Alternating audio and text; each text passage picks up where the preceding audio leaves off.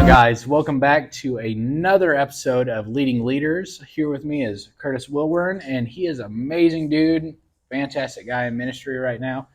Curtis, how about you go and tell us a little bit about yourself? So I'm Curtis Wilburn. I attend the Assembly of God Church in Wetumpka, Oklahoma.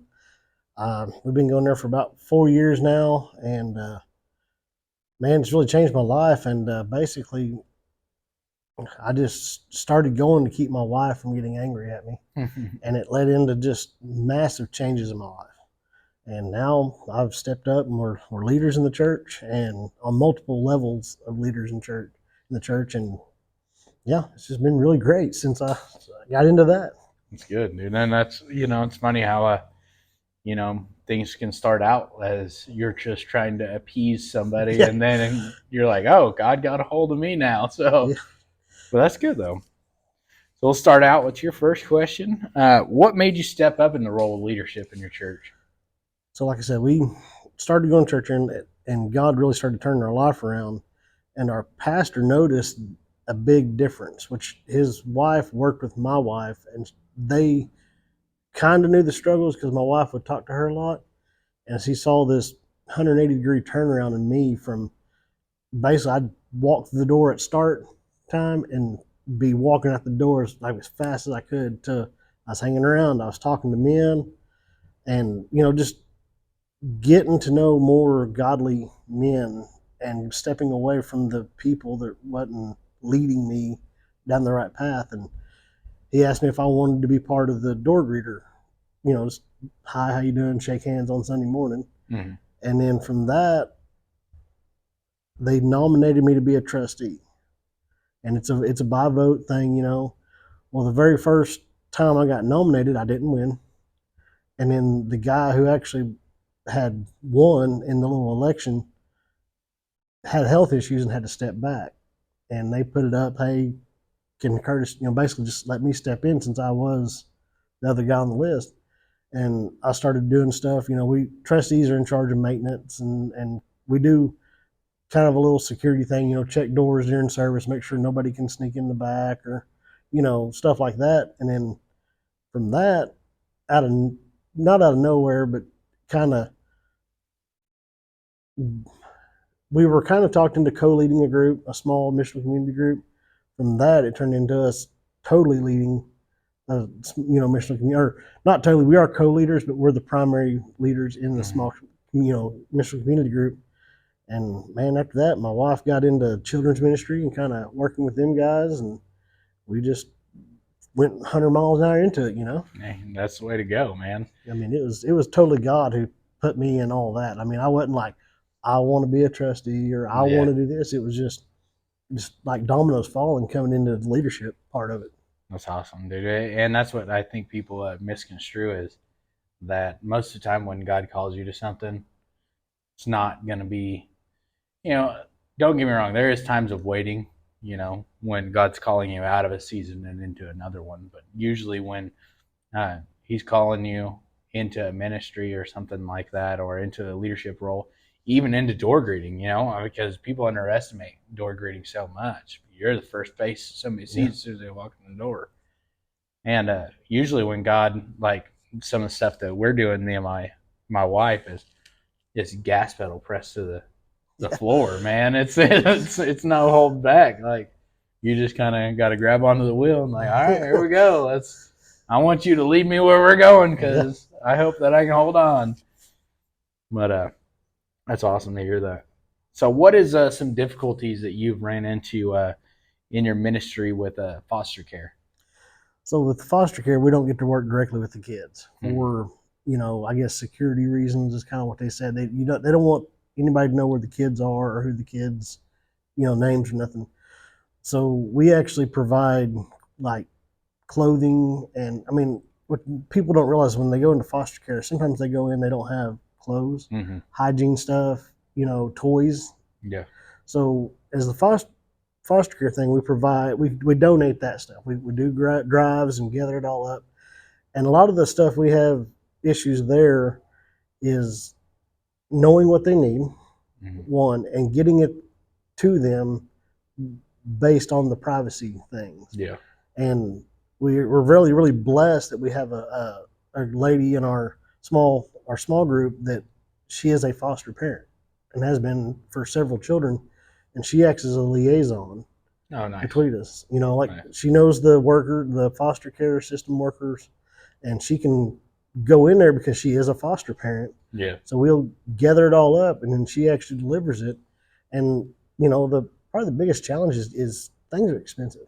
Mm-hmm. I mean, people don't have a lot of times people don't have the extra money. They're like, oh, I'm going to go buy 5 pairs of shorts to give away. You know what I mean? Mm-hmm. For an example, and that was kind of one of our issues is just trying to get enough, stuff, and then but our church worked really great. Like even the 3 other missional community groups, they did their own gathering of stuff for our group. That's pretty So cool. we had, I think, my wife took her 2 vehicle loads, I think, of stuff.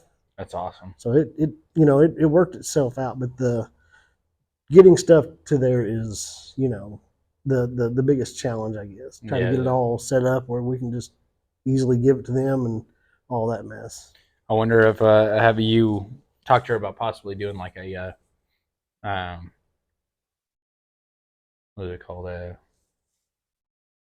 neutral ground That's kind of drop what they off? do. Yeah. They meet at so it's for Hughes County because that's what the church I go to is in Hughes County. Mm-hmm. So that's kind of what they do. They, like I said, we do have the lady who acts as a liaison. Like we'll load her car up and she can walk in there, whatever they got going on because she is a foster parent. I assume how it works.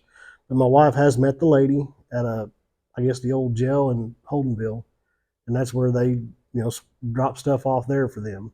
So yeah, we worked it out via through different channels, but having someone that can actually go into the foster care system has really been a great blessing. That's awesome. Yeah, I'm glad that y'all have started that. That's a very important ministry. One of my good friends is actually a foster parent right now, and like you said, dude, a lot of people don't know that they come to the foster parent usually with nothing. Yeah. Like, because it's usually. Well, I'm glad that y'all guys started that ministry because it's like, people don't understand that's a big. It's crazy because it's such a big need that people don't understand or don't get to see. It's something that's really not broadcasted to everybody that these kids need help during that stuff. I mean, like I said, she was saying that sometimes you may get a kid and the only thing they have is the clothes on their back, and sometimes that ain't that. I mean, they're not that great because they don't come from well functioning families. They come from not bad circumstances, but circumstances that ain't ideal. So I mean, you never know what they're going to have if they have anything. Yeah. And man, that's amazing ministry that y'all guys started over there. How long has that been going now? So we started my missional group started, I think, in October. I think I can't remember the exact time, but so it's pretty young group, and we just that was the very first thing we did. And like I said, we hit it hard and heavy, and then right into Christmas, like we ran the whole little gathering stuff up towards Christmas, and we took a little break because I mean Christmas money wise, trying to show mercy to the people who are providing stuff. We don't want them to strain themselves. And then we delivered all that, and then we kind of moved into we do a little bit now and then, not here and there, but nothing like a big drive. That we kind of do that about once. We're trying to strive for once a year. Yeah. Because like we got really blessed, and we actually got like 25 backpacks of hygiene stuff put together. That's amazing. So and that's good. Yeah, it's a really good deal. That's awesome. You started a ministry with low income housing as well. How did y'all guys start incorporating that? So that's in works. Like that was our next one. And how that actually got started was where our church building is located is in what you would consider the low income part of Wetumpka, America. Okay. And we have several of the children that walk over there. And you'll see the parents, dropping them off at the edge of the churchyard. So we're like, okay, maybe via the children we can get them in. Well, then we decided that, food brings everybody together. Yeah. So, like I said, we kind of had the cold winter months there, and so now it's getting warmer. So now the plan is to have a church, like a hot dog hamburger cookout, maybe get the parents in and show them that you can come on in. You don't got to stand over there. We're not going to bite. You know what I mean? Yeah. Because like I said, we have, I mean, a ton of kids there on Wednesday night. Because we offer on Wednesday night when we go to Missional Community, all of our children go to the church for children's service. Mm-hmm. So, and a lot of the lower income housing kids walk over because they do feed them. Yeah. And then they do interact and play games with them and stuff like that. So you'll see, it's like a whole football team running across the churchyard. Sometimes all these kids coming from these houses, and we're like via maybe feeding these the people and talking to them, saying, "Oh yeah, your kid is so and so." Because like my wife knows all the kids and who their parents are and stuff like that. Try to coerce them to come into the church because we fed them. They got our kid. Maybe we can get them to step on in, come on in the church and show them that maybe the one bad experience they had in the past with a church or that church, those it's changed. It's different. We're wanting you to come in now, no matter what you have in your past or what's going on in your life now. Yeah. And that's kind of the whole idea behind that. When we kick that off here, first part of summer, whenever we have time to get it all organized and it's a little bit easier in the summer because you have more people. We got a lot of people who are teachers in our group, and stuff, so you can kind of get it all together and organized. So well, I just wanted to definitely encourage y'all guys because even when I was growing up, that's what we did was Glory Bound, and Glory Bound was real big in Seminole. We'd go down to lower income housing, and I still remember as a kid us going to do puppet shows and stuff like that, and give out hot dogs and candy and all those things. And it's crazy because one of our friends who seen my mom and dad, they're like, "Hey, you probably don't remember me, but I used to go to Glory Bound and I would snag a couple hot dogs and take it home for my brothers." And my mom's like, "I remember you. I knew you were there." So that's one of the things that like I would definitely encourage anybody starting out something like that is don't ever think your what you're doing is not actually noticed, because even the kids notice that, hey, somebody does care enough to make this effort to pour into my life. And that's what I think a lot of people are missing that view. They think that it's just something that we can do to help our ministry, help our church, help us grow, and in all actuality is you get to see the love that you pour into people. Yeah. And that's an amazing part about it,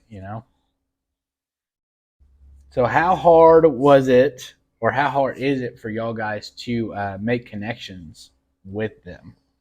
So, like I said, a lot of them, they will drop the kid off and never, stop. So it is kind of hard to actually get, personal interaction, with the parents. Because like I said, they're normally either standing at the edge, because like I said, a lot of them they'll stand and watch, make sure they make it to the church or whatever. And that's one of the reasons we want to do a cookout, to try to get the personal interaction with the parents. Because you never hardly see them like we tried to make it where they had to come sign the kid in and out, and they just kind of, I don't know if that didn't pan out or we just couldn't get enough workers to run the table. Because when you get everybody into missional groups, you kind of run out of help to do stuff. And so that was the whole thing, is try to get them to come over. Because we're trying to avoid doing it in the church building, to kind of put neutral ground.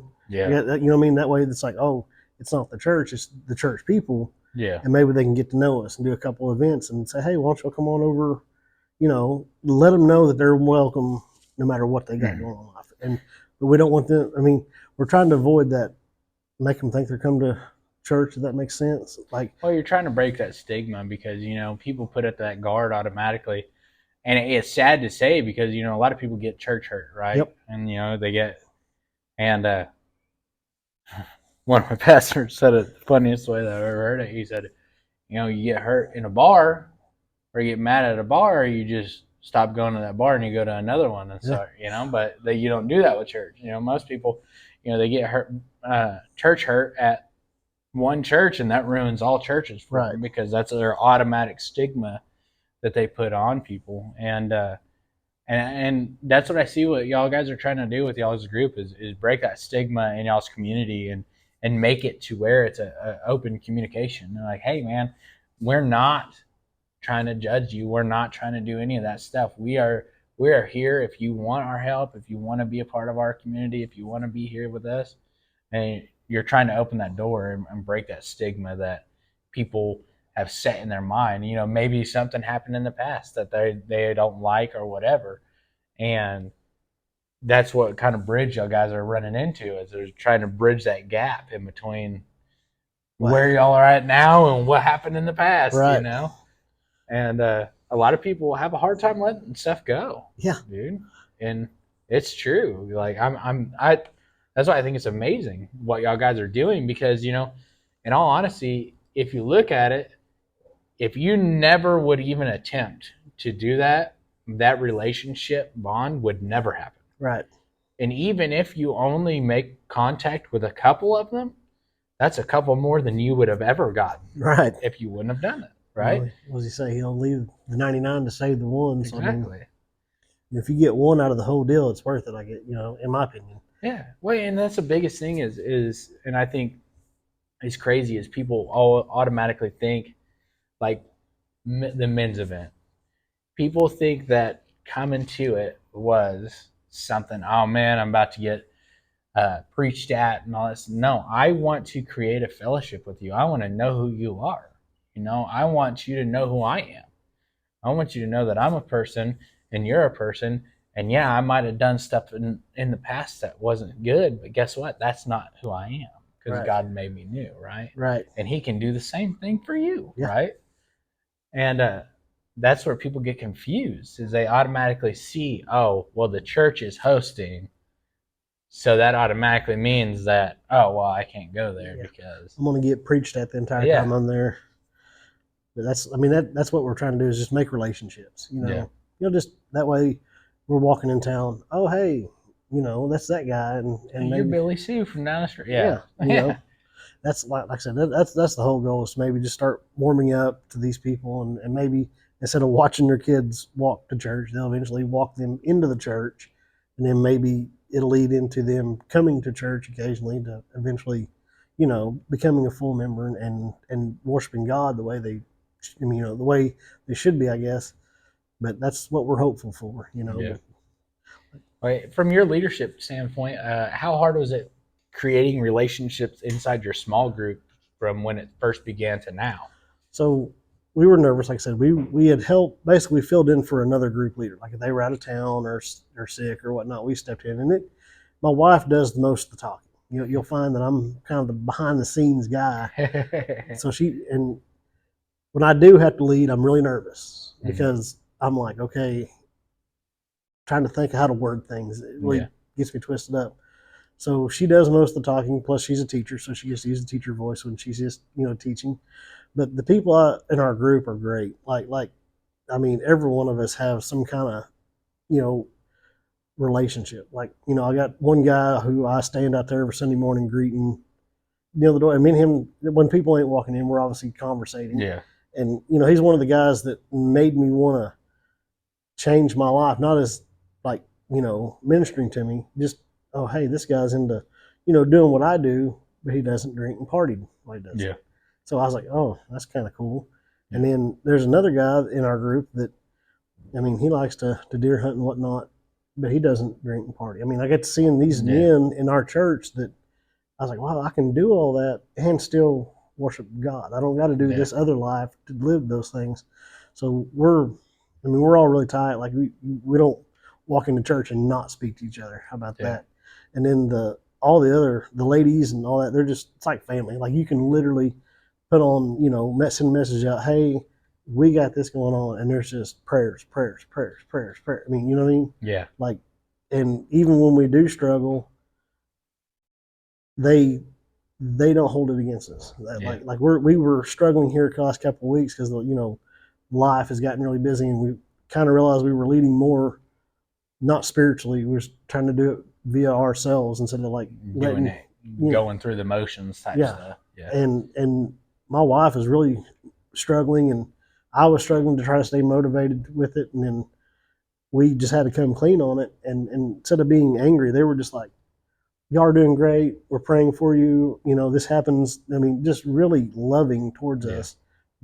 even though we were kind of slipping, I guess. You know what I mean? Like kind of the enemy was getting in there, working on us with everything that was going on at that time, and they were just like, "We love you guys. We're so glad you're, just like a family would be, not even like just friends, just like a real close family would be." Well, and that's where God's grace comes through, right? Without grace, where are we at? And that's what I think a lot of people, and even everybody that I've known that's been in ministry, and I love the fact that you say you always get nervous every time you talk. I got told by a wise person once that the reason, because always tell them, I'm like, man, I'm good talking until I'm standing on the stage, Yes. and then I got butterflies flipping around, and they've been ministering forever, and they're like, well, yeah, I still get nervous, and I'm like, so it doesn't go away, and they're like, no, honestly, it's because you're not selling yourself.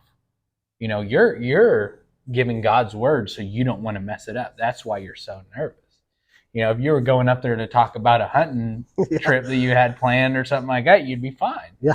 But because you're actually trying to give God's word in the way that He wants you to give it, that's where your nervousness comes in. So it's good to be nervous because that means that you're actually going up there with something that's not yours. Right.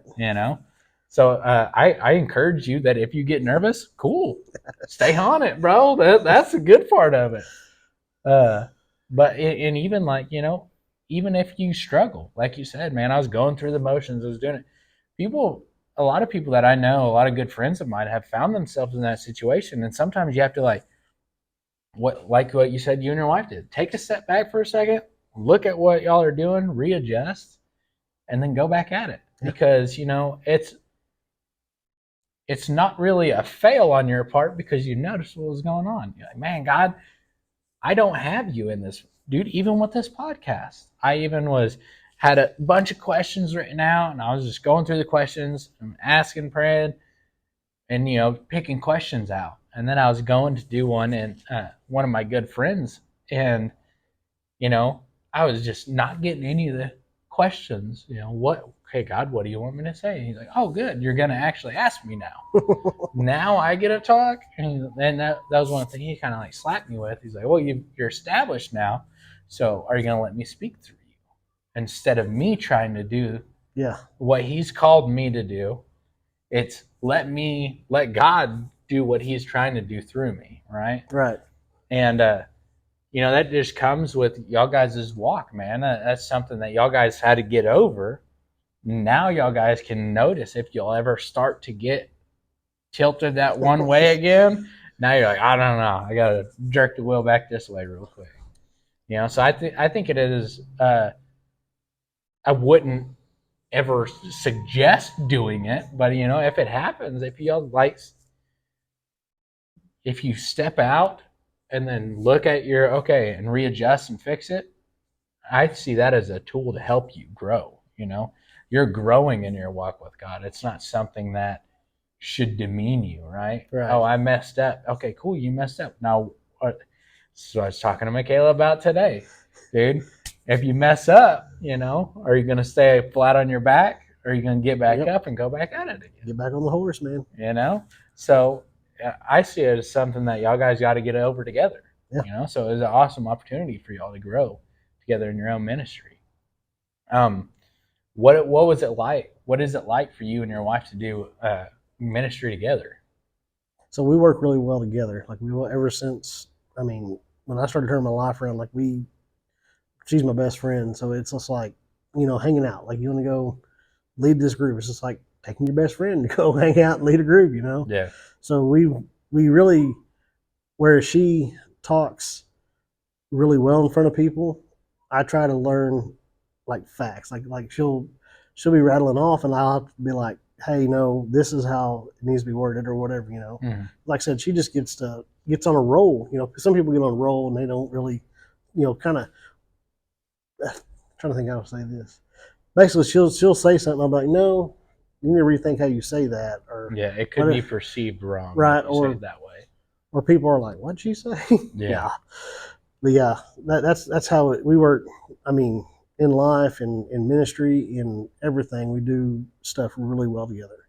That's amazing. I mean, we rarely have disagreements on how things need to go. Yeah.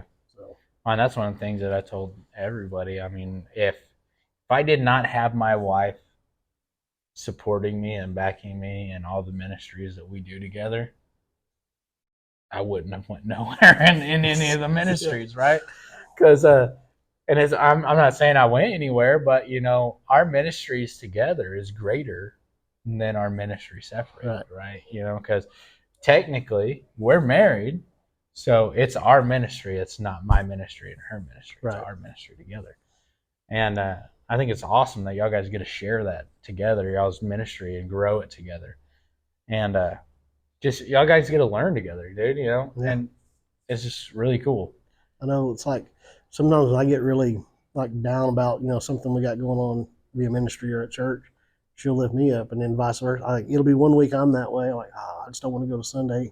The next week it'll be like she'll be like, oh, I don't want to do group tonight. I'm like, no, it's just we constantly catch each other not wanting to give 100% to it. Yeah, and we build each other back up. I mean, we never. Oh yeah, I agree. Let's just stay home. It's always like, no, we got to do this. This is what God's calling, kind of thing. And we remind each other a lot.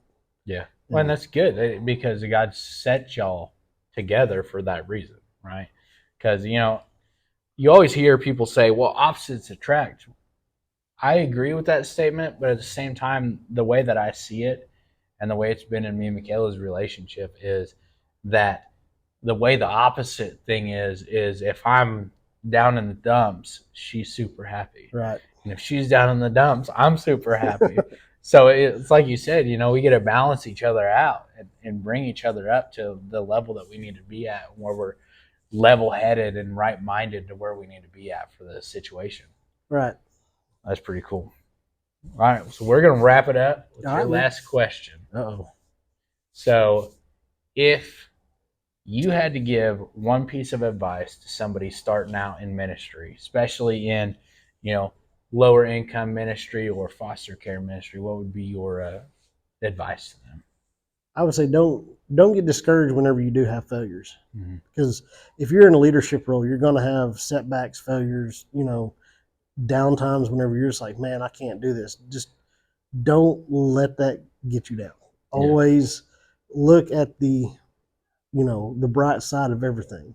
Yeah. If you have a project and it doesn't go as planned, look at the plus that, hey, we got this much done in this, not, oh, we didn't do this. Because if you ever start looking at what you didn't do or what didn't happen, you're always going to see the negative, and you're not going to want to move forward and to keep advancing yourself in leadership and as far as ministry and stuff. You're going to always, oh, this ain't going to go well, so I don't even want to try it. But if you're always like, well, I got this much done on your next project, you're going to be like, oh, I can at least get this much done of this. Don't ever stop because you have a bad experience in one thing. Yeah. Always try to keep pushing yourself to do better, no matter what happens. Good, dude. I like that. That's very well put. I think people get discouraged in even small mess ups. Everybody, heck, dude, I'll be straightforward, dude. This last week, man, I was all kinds of in my head. And it wasn't even really about mess ups. It was just about rejections, Yeah. Like, just being, well, I'm not good enough for this thing. Like, what are, and, it's funny because the way I see it is that's how the devil tries to play that on us, right?